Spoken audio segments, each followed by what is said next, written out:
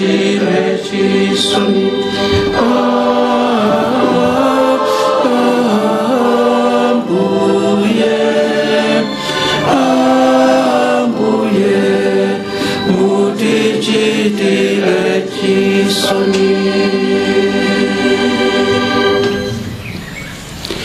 Tipemphere.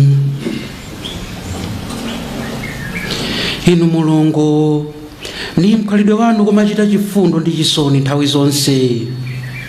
Ife pano tikupempherera mzimu wa mtumiki wanu Saulosi pamodzi na anzawo, kuti musawapereke m'manja mwa mdani uja kapena kuyiwala kwa nthawi zonse, koma kuti mulamula anjelo anu kumlandira ndi kuwaperekeza ku paradiso kwanu.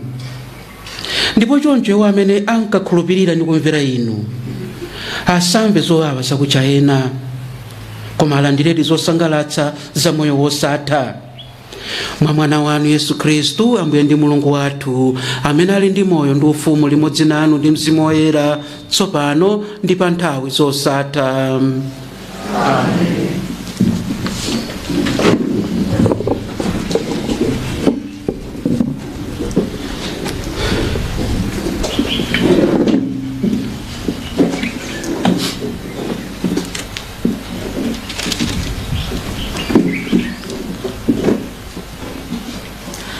Mawu wa nkalata ya Paulo oyera kwa Roma. Nanga tsono tinganenenso chiyani? Ngati Mulungu ali pambali yathu, angatsutsane nafe ndani? Iye sadawumire ngakhale mwana wake, koma adamupereka chifukwa cha ife tonse. Atatipatsa mwana wakeyo,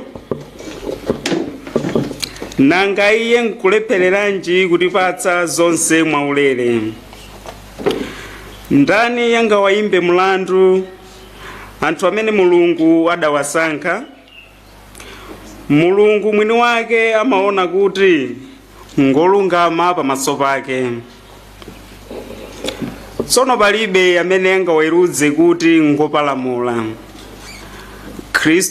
Khristu Yesu amene adafa, kaya tinene kuti amene adauka kwa akufa, amenenso ali kudzanja lamanja la Mulungu, ndiye amene akutinenera kwa Mulunguyo. Tsono ndani angatilekanitse ndi chikondi cha Khristu? Kodi ndi masautso, kapena zowawa, kapena mazunzo, kapena njala, kapena usiwa, kapena zoopsa, kapenanso kuphedwa? Koma pa zonsezi tili opambana ndithu chifukwa cha iye amene adatikonda. Ndithu ndikudziwa mosakayika konse kuti palibe kanthu kangatilekanitse ndi chikondi chake. Ngati imfa, ngakhale imfa kapena moyo, ngakhale angelo kapena olamulira, ngakhale zinthu zimene zilipo tsopano kapena zimene zizaoneka mtsogolomo, kapena zamphamvu zina zilizonse, ngakhale zakumwamba kapena zapansi, kapenanso kanthu kena kalikonse kolengedwa, sikangazatilekanitse ndi chikondi cha Mulungu chimene tili nacho mwa Khristu Yesu Ambuye athu.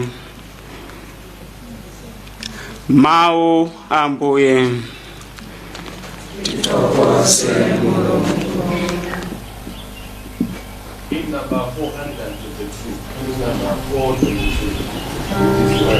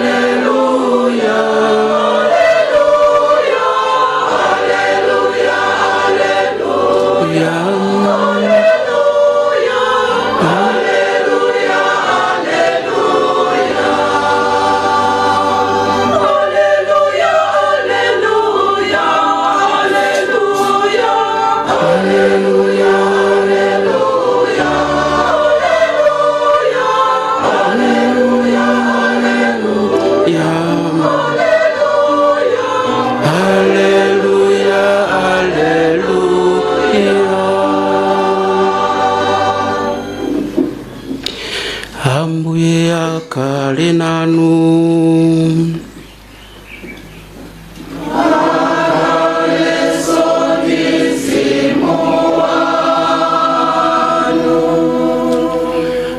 Mawu mu mtenga wabwino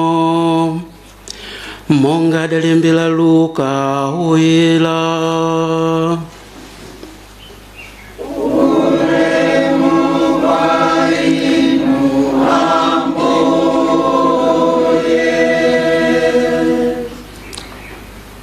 Ndikukuwuzani inu abwenzi wanga kuti musamopa wanthu. Iwo angathe kupha thupi lokha, koma pambuyo pake alibenso china choti angachitepo. Koma ndikuchenjezeni, amene muyenera kumamuopa ndi Mulungu. Iye atalanda moyo wa munthu ali nazonso mphamvu zakumponya mjahena. Ndithu ndi ameneyo amene muzimuopa. Suja amagulitsa timba asanu tindalama tiwiri, komabe Mulungu sayiwala ni mmodzi yemwe, ndiponso tsitsi lanu lomwe lakumutu adaliwerenga lonse. Choncho musati muziopa ayi, ndinu wamtengo woposa timba ambiri. Uthenga wa Ambuye.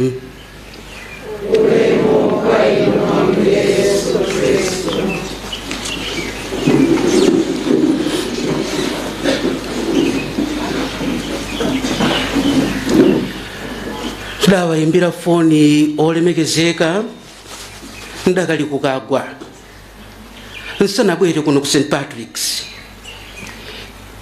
Idali nthawi ya kampeni. Adalankhula mwamphamvu kumeneko kudali kuzomba kuchinkana. Adanena tero kuti sitikukuopani, ndipo chifukwa cha ndembera iyi ife tikosokhetsa magazi athu. Ndatero kuti mwaolemekezeka mmadziwa oyankhula pakulu, ndipo mulini mawu amphamvu ogwira mtima. Ambuye Yesu akuyankhula ni wophunzira wawo omwe akuwatchula kuti abwenzi. Ndikukuwuzani na abwenzi kuti musamaopa wanthu. Ambuye Yesu akuwachenjeza anthu amenewa kuti chifukwa cha mavuto amene adzakumane nawo mtsogolo akuzokawakana Ambuye Yesu. Ndipo izi zidachitikadi. Petulo adawakana Ambuye Yesu katatu kuti munthu ameneyu sindimdziwa. Tsono Ambuye Yesu akuti wanthu msamaopa. Iwo angathe kupha thupiri, koma pambuyo pake palibenso china chimene angachite ayi. Ophunzira weniweni wa Ambuye Yesu amaonetsa mayitanidwe ake pa nthawi ya mavuto. Mpamene mungadziwe kuti wophunzira weniweni wa Ambuye Yesu ndani pa nthawi ya mavuto. Wophunzira wabwino wa Ambuye Yesu amadzipereka ni mtima wonse kuzomwe Mulungu akufuna. Akutitsimikizira kuti munthu okhulupirika komanso opanda mantha niwoposa timba nkhaninkhani. Paulo woyera ni munthu mmodzi amene ngati mtumiki wa Mulungu anakumana ni mavuto osiyanasiyana. Mkalata yachiwiri yolembera Khristu aku Akorinto, Paulo ali ndi litaniya la mavuto amene adakumana nawo. Kasanu Ayuda neni kwapula mikwapulo 39. Katatu Aroma adandimenya ndi ndodo.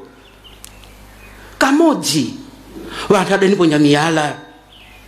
Ndipo katatu pa maulendo watha pa nyanja chombo chidasweka. Litaniya limeneli lilalitali ndithu. tsono ni mavuto ngati amenewa amene amatha kubweza munthu mbuyo kuti asachitire umboni Ambuye Yesu, akane mayitanidwe ake, akane udindo wake. Paulo ali ni chinsinsi chomwe adachitulukira panjira ku Damasiko, anakumana na Ambuye Yesu ouka kwa akufa. Paulo adazindikira chikondi cha Mulungu, kuti Mulungu adatuma mwana wake kuti akatifere pa mtanda ni cholinga chakuti atiwombole tikhale pabwino. Paulo akamalalika samalephera kufika pa mfundo imeneyi. Unena kuti ine nimalalika Khristu opachikidwa pa mtanda, mphamvu komanso nzeru ya Mulungu. Lero Paulo walowa ku bwalo la milandu. Tsono ndani angatilekanitse ni chikondi cha Khristu? Akufunsa Paulo. Panonso ali ndi litaniya la masautso omwe akhoza ulepheretsa munthu nkumbweza mbuyo.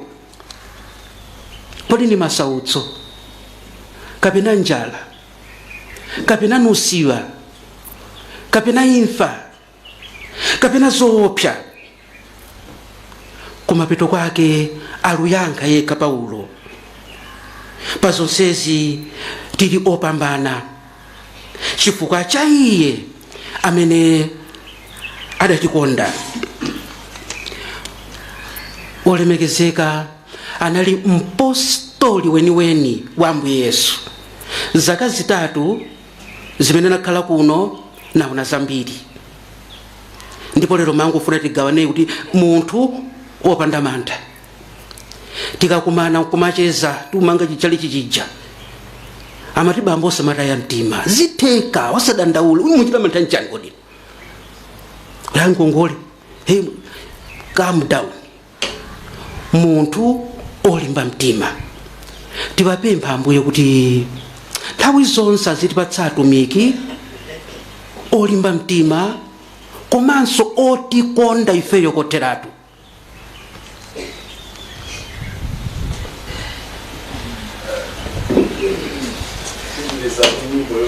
Nyimbo namba 82. Nyimbo namba 82.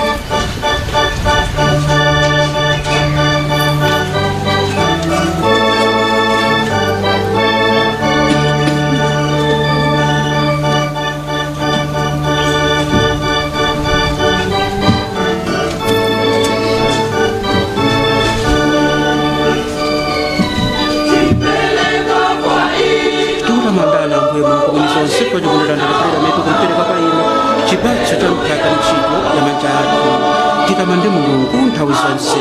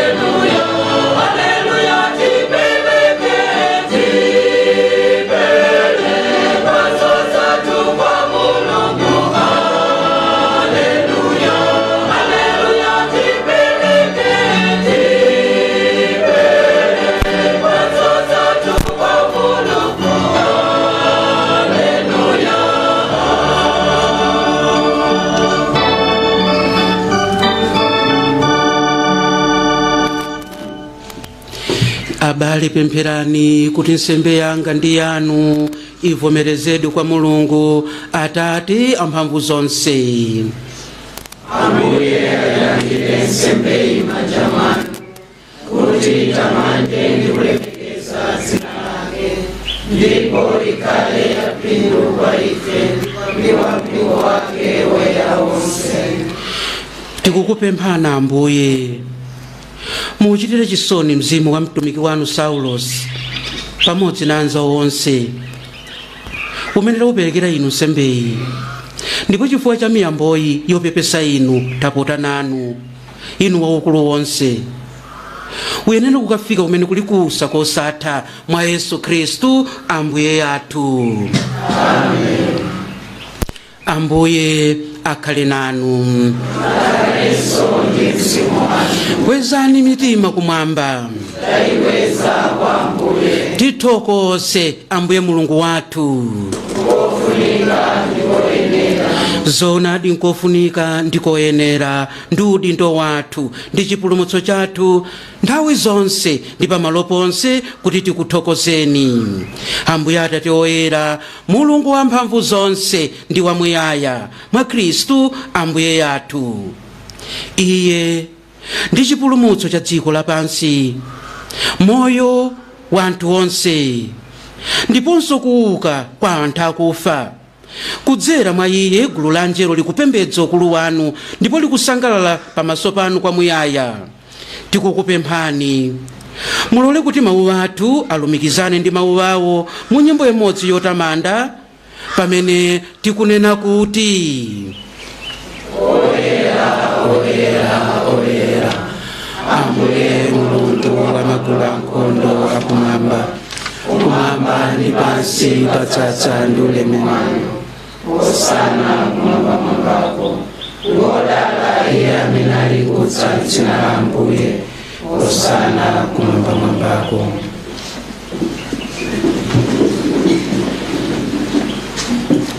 Ndinu oyera Ambuye, kasupe wakuyera konse. Tapota nanu tsono, tumizani mzimu wanu oyera kuti atsike ngati mame pa mphatso zathu zino ndi kuziyeretsa, kuti zisanduke thupi ndi magazi a Ambuye athu Yesu Khristu. Pa nthawi imene Iye adaperekedwa mwaufulu wake, adavomera masautso ake, adatenga buledi na kuthokozani ndi kumunyema, nampereka kwa ophunzira wake nati: Landirani ndipo idyani nonse, popeza kuti ili ndi thupi langa lomwe lidzaperekedwa chifukwa cha inu.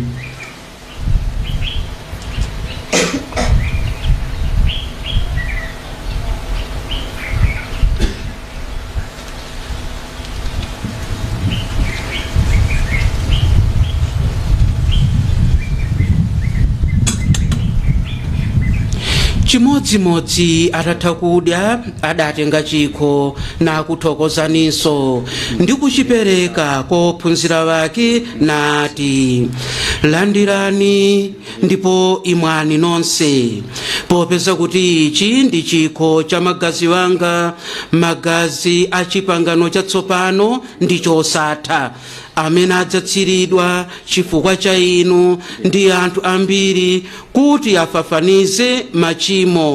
Muzichita izi kuti mundikumbukire.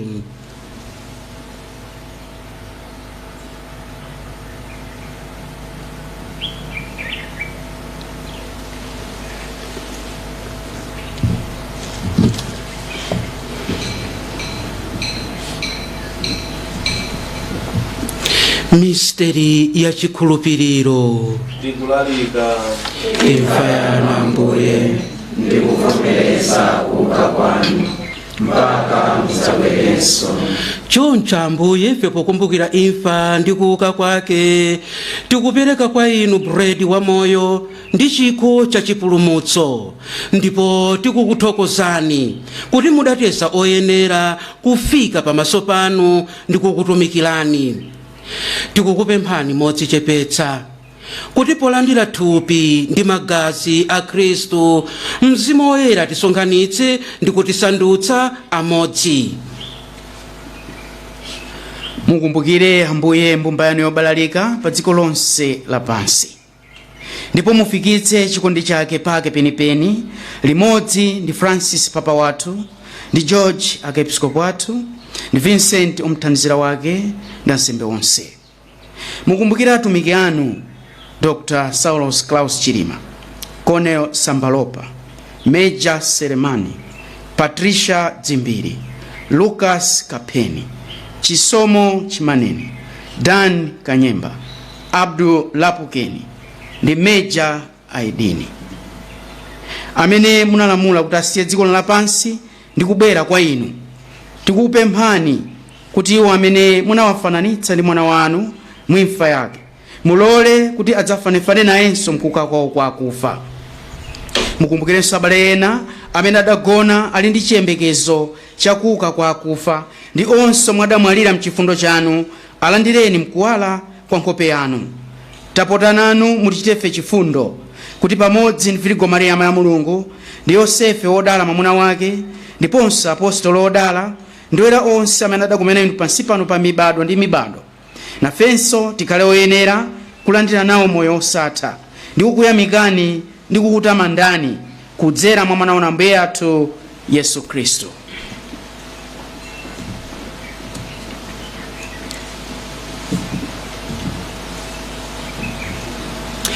kudzera mwa iye pamodzi naye mwa iye, inu Mulungu Atate amphamvu zonse, limodzi ndi Mzimu Woyera, ulemu wonse ndi ulemerero ndi wanu pa nthawi zosatha.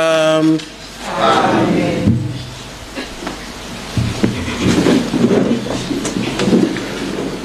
Monga momwe mpulumutsi adatilamulira ndiponso potsata maphunzitso a Mulungu, tikunena mosaopa kuti: Atate athu muli mmwamba, dzina lanu liyeretsedwe, ufumu wanu udze, kufuna kwanu kuchitidwe monga kumwamba choncho pansi pano. Mutipatse ife lero chakudya chathu cha lero, mutikhululukire ife zochimwa zathu monga ifenso takhululukira adani athu, musatisiye ife mchinyengo, mutipulumutse ife Ambuye kwa zoyipa zonse. Mwa chifundo chanu mutipatse mtendere pa masiku athu ano, kuti ndi chithandizo cha chifundo chanu titetezedwe ku machimo ndi zoopsa zonse, pamene tili kudikira mwa chiyembekezo kubwera kwa mpulumutsi wathu Yesu Khristu. Popeza kuti ufumu, mphamvu ndi ulemerero ndi wanu nthawi zonse.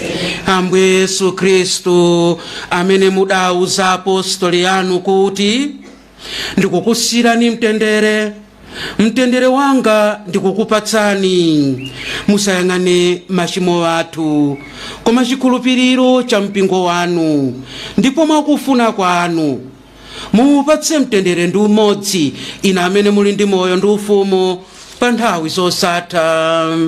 Amen. Mtendere wa Ambuye ukhale nanu nthawi zonse.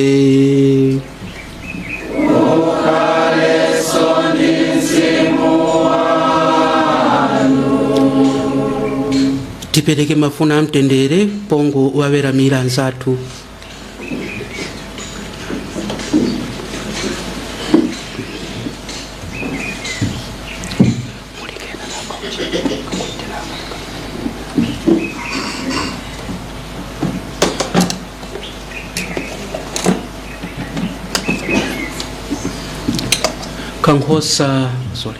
Kankhosa ka Mulungu, amene munachosa machimo a dziko lapansi, mutichitire chisoni.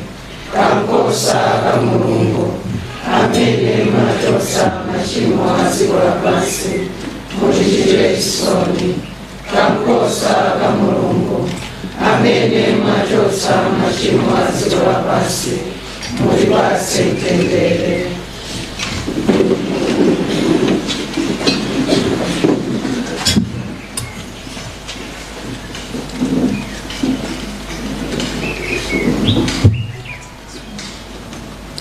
naka kankhosa ka mulungu nayo amene amachotsa machimo a dziko lapansi. Ngodala onse amene ayitanidwa ku phwando la kankhosa. Ambuye sindili woyenera kuti mulowe m'nyumba mwanga, koma munene mawu amodzi okha ndipo mzimu wanga udzachira.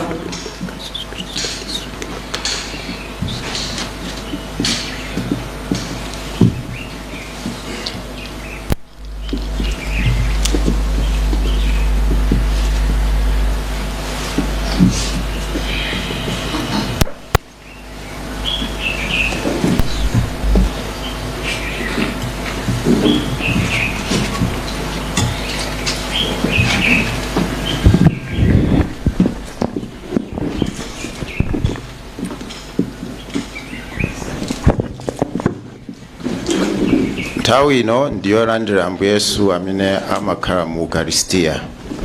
Amene akuyenera kulandira Ukaristiya ndi Akhristu okhaokha achikatolika, komanso amene akonzeka kutero. Ziko. Tiimbe nyimbo namba 104. Nyimbo namba 104.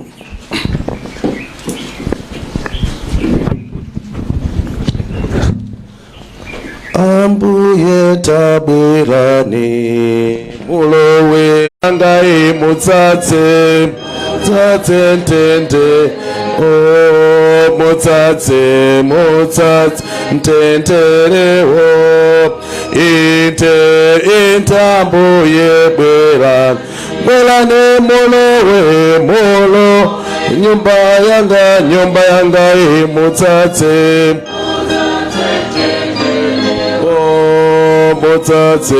Mutsatse ntenderewo. Nyimbo namba 92.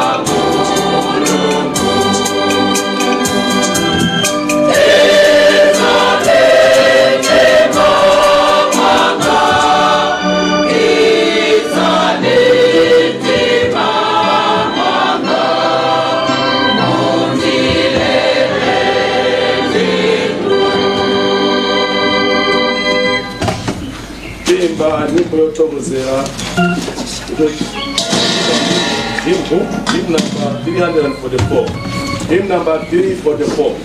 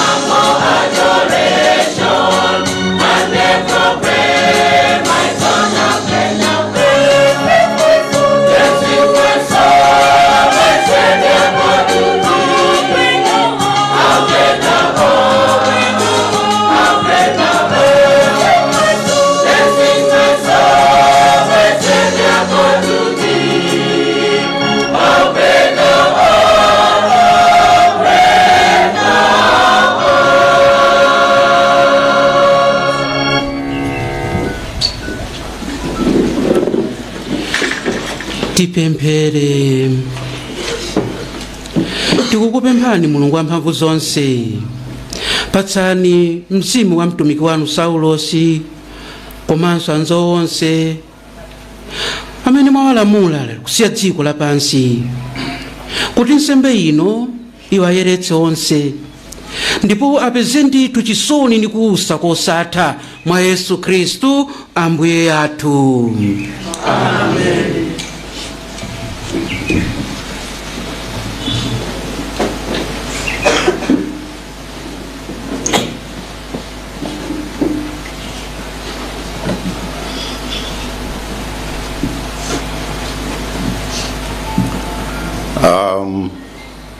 Bambo Fumu aku St. Patrick's Parish, Bambo Henry Zulu, mothandizidwa ndi Bambo Chikanya amene muli Bambo Mfumu aku Maula Cathedral,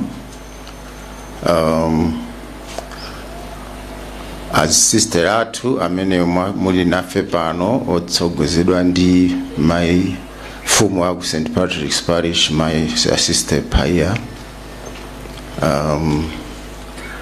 Madam Mary Chilima Pepani, Mfumu aku Ncheu Ainkos Gomani, ndi mafumu ena onse, awoyimirira Airtel amene muli pano, kumene amalemu a Dr. Saulos Chilima ankagwira ntchito m'mbuyomo, a Kristu onse ku St. Patrick's ndi amaparisha ena amene muli pano, mafumu akuno ku phakati kwa ku area 12 ndi mafumu ena onse, a Kristu anzanga amayi ndi abambo, mau pang'ono othokoza, kuyamba kuthokoza Bambo Mfumu kudzati titsogolera pa mwambo wa nsembe ya misa yopempherera mzimu wa malemu a Saulos Chilima. Zikoma kwambiri Bambo. Dzulonso munatitsogolera pa mwambo wa nsembe ya misa ku parishi madzulo, lero mwakhala nafe, tikuti zikoma kwambiri. Ndikuthokozanso nonse amene mwabwera kudzakhala nafe lero pa zovuta zimene zatigwerazi. Mau pang'ono ukambapo za Bambo Saulos, malemu Saulos Chilima, kuti dzulo ndi lero mau akhangata kugwirizana, fa dzulo Bambo Mfumu analalikanso za kudzipereka kwa Bambo Chilima ku mpingo, ku zochitika pa dziko.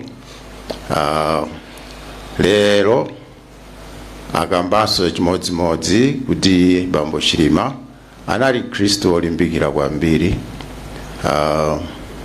Mwachidule inenso ndingofuna kugwirizana nawo kuphera mphongo mawu amenewo kuti ndizoona Bambo Chilima anali Kristu amene kutengera mawu a malemu a Bishop Stemari sanali Kristu ozendewera mpingo. Stemari amatipempha Kristu kuti tizitumikira mpingo osazendewera mpingo. So Bambo Chilima anali ndithu Kristu wodzipereka, wodzikuthula.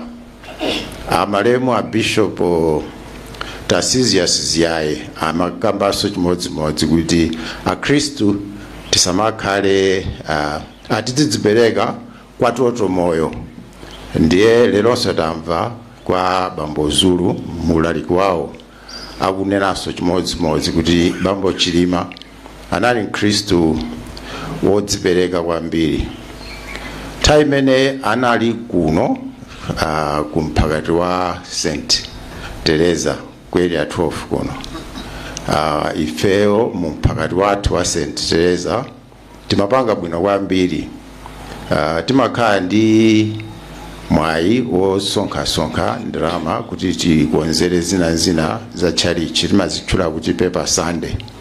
Nthawi imene anali kuno mphakati wathu makhala ndithu patsogolo kukwanitsa kukwanitsa matarget amene anatipempha. Sanali wobwerera mbuyo woti nthawi imene anadzasamuka papita zaka zingapo ndithu 4 plus mpakati wathu akhawa kuvutika kuti tikwaniritse kuchita meet target.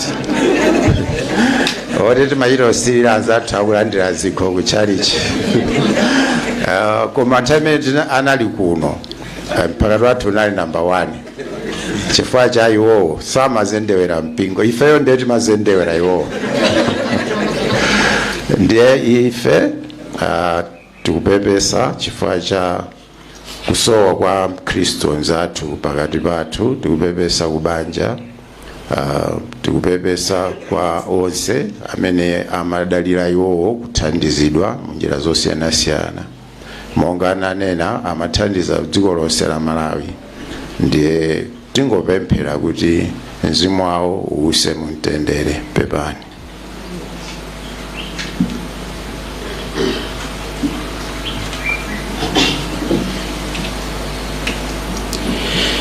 Tinenetero kuti maulemu akhale m'malo mwake, m'malo mwa parish ya St. Patrick's ni malo mwa ine mwini Wambuchikanya. Tifuna tikupepesena amayi kuti pepani chifukwa cha zopsa zovuta zimene zagwa pakati pathu.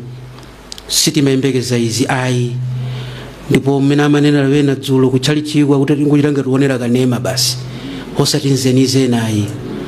Tsono pepani koopsa. Nesa maona kuti tachulukitsa misa chifukwa olemekezeka madala amendera misa, amendera Ukaristiya daily. Ndiye tifuna tiwathandize kupepesa chauta popeza ndife wanthu kuti afike ndithu pamaso pa Mulungu. Ifenso tupempha Ambuye kuti athunzitse mtima wanu ni onse ofedwa kubanja. Sunena kuti izinza pafupi ayi, ngakhale ine navutika kwa basi nuvutikabe jana ilo ndiye nali west. Koma pepana amayi tili nalo limodzi mmapemphero chauta yekha na amene azitichirikiza. Tilandire madalitso otsiriza.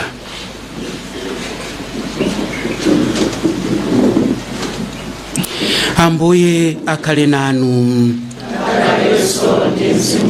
Akudalitseni Mulungu wamphamvu zonse, Atate ndi Mwana ndi Mzimu Woyera. Amen. Pitani ndi mtendere wa Ambuye.